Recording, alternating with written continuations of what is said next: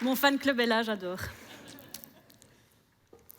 Imaginez, on est lundi, 6h du matin, mon réveil sonne. Et là, je décide de checker mon GSM Pro. Déjà, pas la meilleure idée de la semaine, hein. Mais bon, j'ai bien fait parce que j'ai 2 messages. Ça y est, j'ai 2 chefs d'équipe malades et des chantiers qui démarrent à 7h30. Me voilà donc à 6h du mat, chez moi, toujours en pyjama, à devoir jongler entre les clients à prévenir, les plans B à trouver, un nouveau dispatch d'équipe à communiquer, des boîtes à tartines à préparer, 2 enfants à habiller et beaucoup de gens autour de moi qui m'attendent, qui s'impatientent et qui parfois sont mécontents. Mais voilà, c'est ça mon job. Faire en sorte que tout roule, sans que ça ne se voie, et en faisant râler le moins de personnes possible. En gros, j'essaye de faciliter la vie de mes clients, de mes collègues, en compliquant la mienne, pour que tout le monde soit content. Moi, c'est Virginia, ou Vivi pour les intimes. Et vu que ce soir, on est en petit comité, on va rester sur Vivi. Je suis responsable opérationnelle dans le secteur du bâtiment, chez Isolution à Namur, pour être précise. Quand tout se passe bien dans l'organisation d'un chantier, quasiment personne ne sait que j'existe. Mais si une chose tourne mal, c'est sûrement de ma faute. Vous voyez, je suis un peu comme une super-héroïne invisible qui vient éteindre des feux comme ça, mais sans la cape. Par contre, j'ai un super pouvoir, j'ai un super agenda Outlook. Ouais, la Wonder Woman, petite joueuse. On m'a souvent appelée aussi la reine du Tetris. C'est vrai que d'un point de vue extérieur, les 3/4 de mes journées consistent à mettre des couleurs dans Outlook et à faire en sorte que tout s'imbrique bien. Ouais, mettre des couleurs dans Outlook. C'est ma passion. 5 ans d'études pour cet objectif bien précis. Mais ce qu'on ne voit pas, c'est que derrière ces jolies couleurs, il y a 5 départements, une quinzaine d'équipes et des centaines de clients. Et si je me trompe de couleur, de date, de commande ou d'adresse, eh bien, ça impacte tout le monde. Et là, tout d'un coup, on me voit. C'est un peu ingrat finalement, non? On ne se rappelle mon travail que quand je fais une erreur.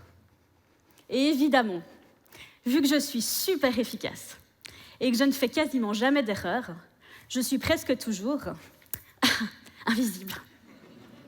Voilà, celle-là, je la pose là. C'était la meilleure blague de toute la soirée.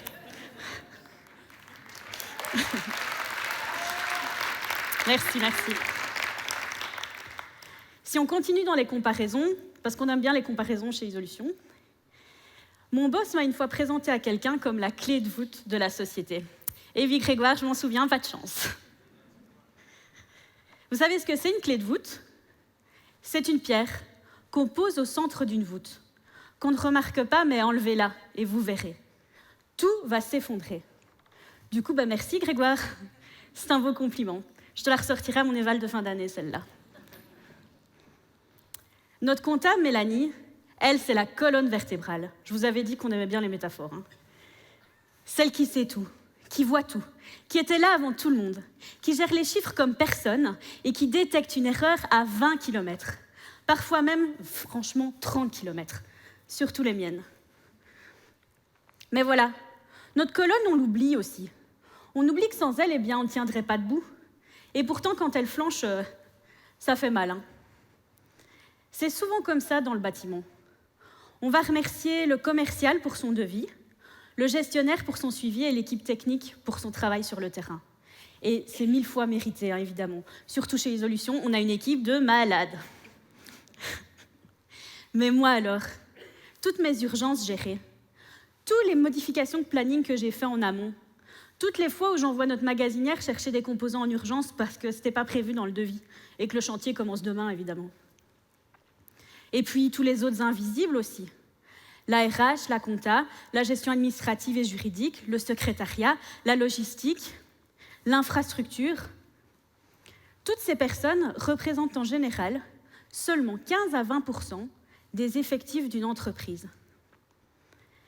15% seulement, pour assurer la fluidité de 100% d'une société. 15% qu'on ne voit pas, mais qui changent tout.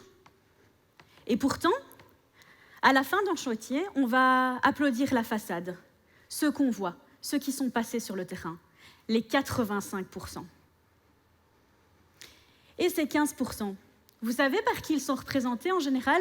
Attention, suspense. 3, 2, 1, des... Oui, bien joué. Et oui, des femmes. Dans le secteur de la construction, les femmes représentent à peine 13% des effectifs. Et ce qui est intéressant, c'est où on les retrouve, toutes ces petites femmes.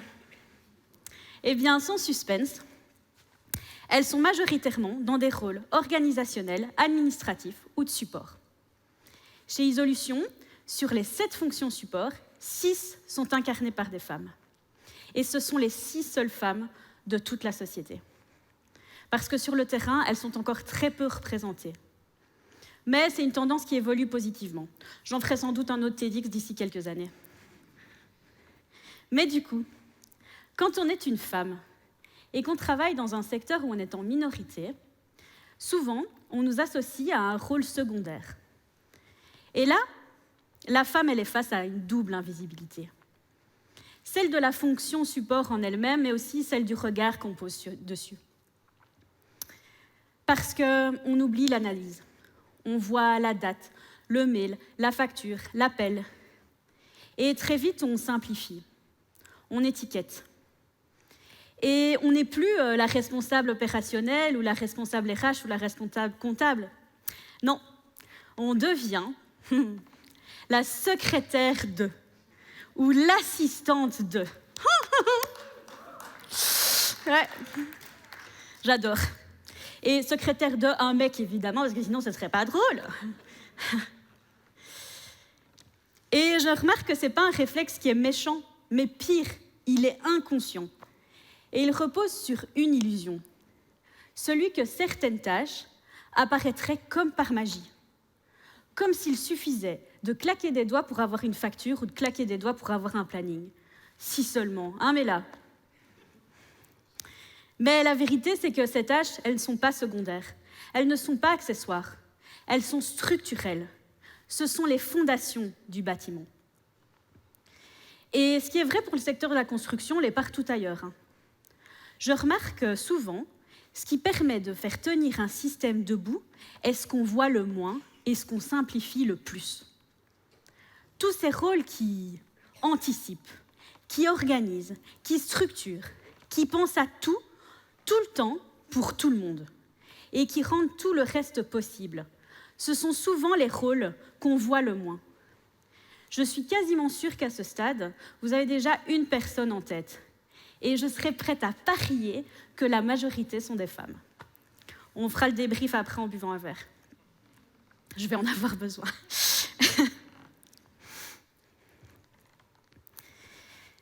Mieux encore, vous savez quelle est l'ingratitude suprême ?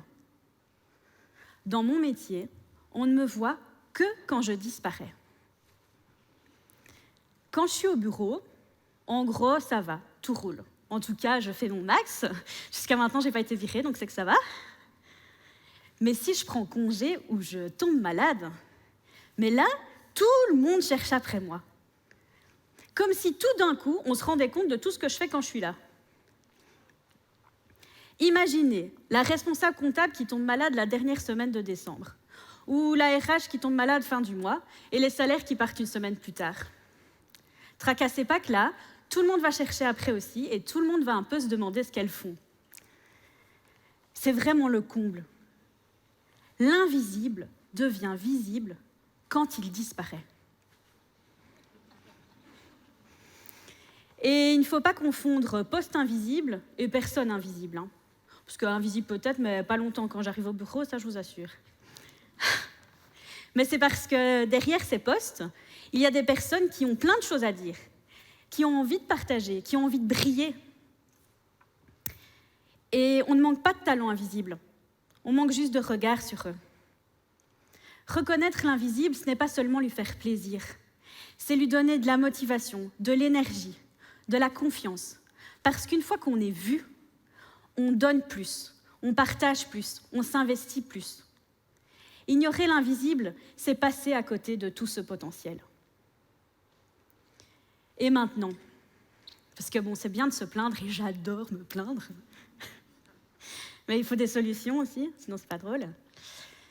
Eh bien, après tout ça, mes boss vont être ravis de ce que je vais dire, mais je me rends compte que je travaille quand même dans une boîte qui essaye quand même de valoriser tout le monde et de rendre les gens un peu plus visibles. En leur proposant de faire un TEDx devant 300 personnes, par exemple. Donc ça, c'était la super idée de mon deuxième boss, Arnaud, qui s'est déjà fait remarquer d'ailleurs ce soir, bien joué. Merci beaucoup. Tu ne me sors pas du tout de ma zone de confort. Je sais que ça ne se voit pas, mais ça fait des mois que je flippe à mort. Du coup, légèrement extrême comme solution, vraiment. Après, efficace, hein. Pour le coup, je ne peux pas être plus visible qu'aujourd'hui, mais extrême. Donc, dans un contexte un peu plus raisonnable, on a aussi lancé des Vie ma vie chez nous. Le concept est simple. N'importe qui dans la société peut demander de passer une journée avec quelqu'un d'autre. Par exemple, un technicien peut demander de venir passer la journée avec quelqu'un des bureaux ou quelqu'un des bureaux peut aller une journée sur le terrain avec une équipe technique. Et selon moi, c'est vraiment un outil super concret pour montrer sa réalité aux autres. Bon, malheureusement pour moi, il n'y a pas beaucoup d'amateurs. Voilà. Il n'y a personne qui veut vivre ma vie. Je devrais peut-être me poser les bonnes questions. Mais chanceuse comme je suis, il y a quand même eu un volontaire. C'est Grégoire, mon boss. Il est encore là, et oui, toujours là. Bon, alors là, ça va sonner un peu faux cul parce que je vante les mérites du truc, mais quand il m'a annoncé que lui voulait le faire avec moi, j'étais pas super ravie, quoi. Parce que, qu'on se le dise, avoir son boss dans son dos qui regarde tout ce qu'on fait toute la journée, c'est un peu intimidant. Puis vous connaissez pas Grégoire, mais il fait un peu peur quand même.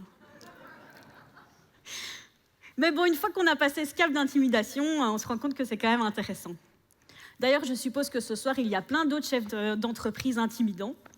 Pourquoi pas le lancer chez vous aussi, dès lundi? Et puis dans la sphère privée aussi, ça peut être quand même drôle dans certains foyers d'échanger là une journée papa et maman. Personnellement, chez moi, c'est moi qui me retrouverais dans la merde du tout ce qu'il fait. Peut-être pas une bonne idée, je devrais pas en parler.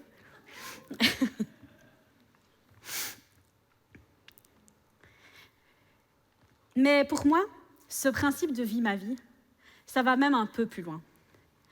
Parce qu'en y réfléchissant, je me rends compte que même dans les postes plus visibles, il y a de l'invisible. Chez tout le monde, il y a des choses qu'on ne voit pas.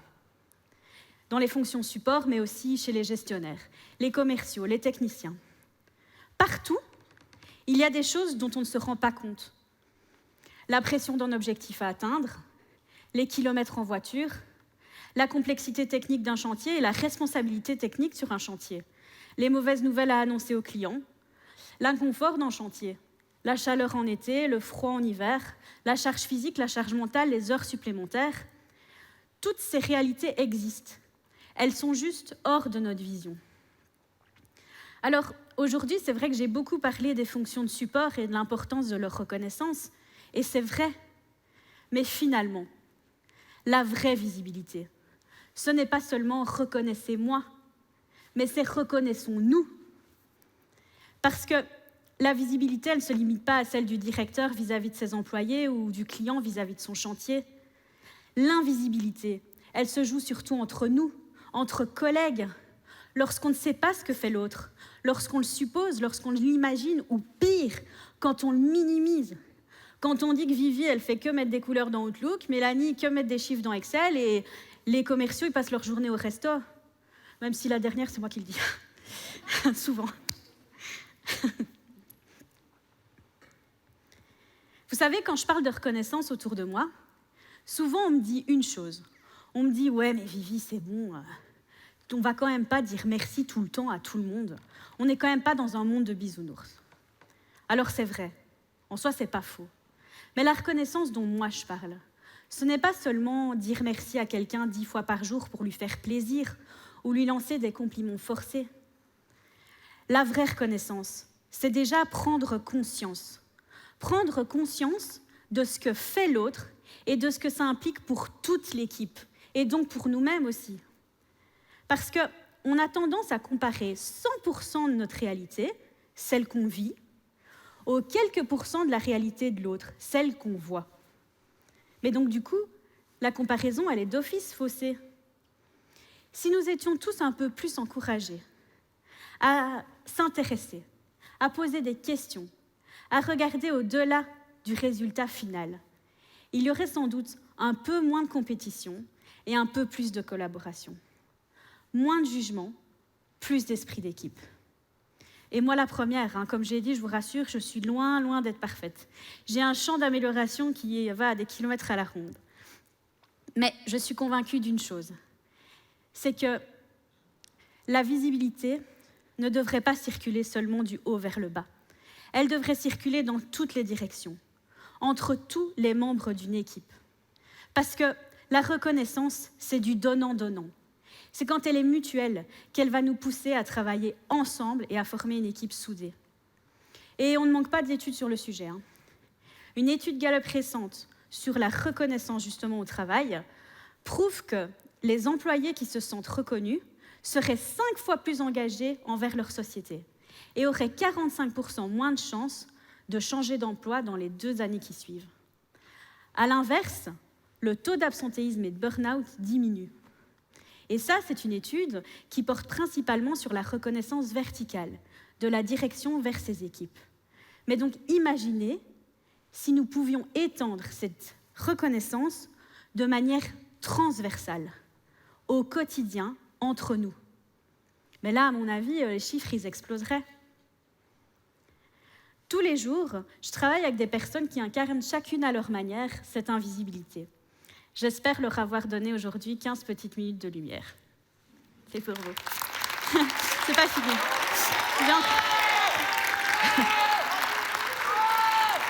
J'ai pas fini. La prochaine fois que vous verrez une belle façade, une belle maison, un beau chantier, vous pourrez penser aussi à toutes les personnes qui ont travaillé dans l'ombre pour l'aider à tenir debout. Et ce que j'ai dit aujourd'hui sur le bâtiment, c'est valable pour tous les métiers. Nous nous sommes tous sentis au moins une fois invisibles dans notre travail. Mais l'invisibilité, elle peut facilement être inversée. Parce que la reconnaissance peut prendre 1000 formes.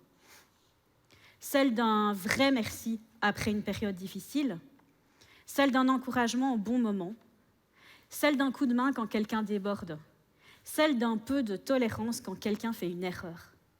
Et parfois, seulement prendre le temps de voir et d'écouter.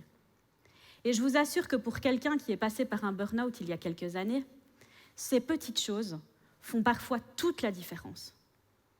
Et si, au fond, la reconnaissance était la clé de voûte de nos organisations. Merci.